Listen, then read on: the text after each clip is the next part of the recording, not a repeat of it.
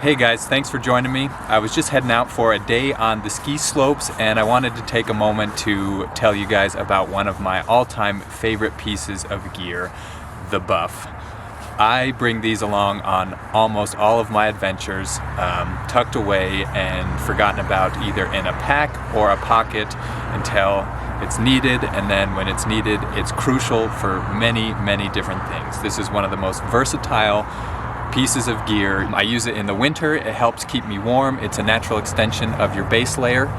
You want to add it early because it does the similar things in the winter that a good base layer will. It's going to wick away moisture and add a bit of a microclimate to help keep you warm. I also use this thing in the summer for warm weather activities. Again, I use it close to the skin, but is a bit looser in a handkerchief configuration. This helps wick away the moisture and keeps you a little bit cooler and keeps the sun off of your skin in the summer when you're doing warm weather activities with a lot of sun, like hiking or camping.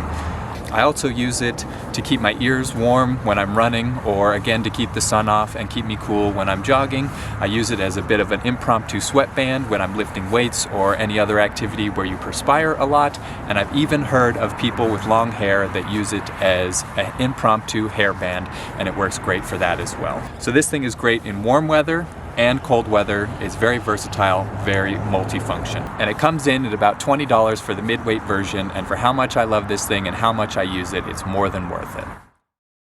For me, I usually stick with the thin polyester versions like this one, but this company does also make a merino wool version, which is nice for those that prefer wool, or for those that are chronically cold. Wool is generally a little bit warmer.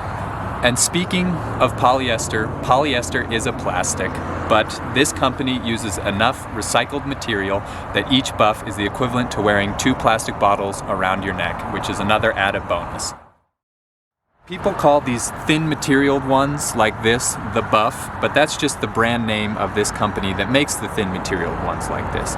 People have been wearing neck gaiters and scarves for a long, long time, so there's many different versions out there. There's many different materials, there's many different fibers, there's many different fits and forms.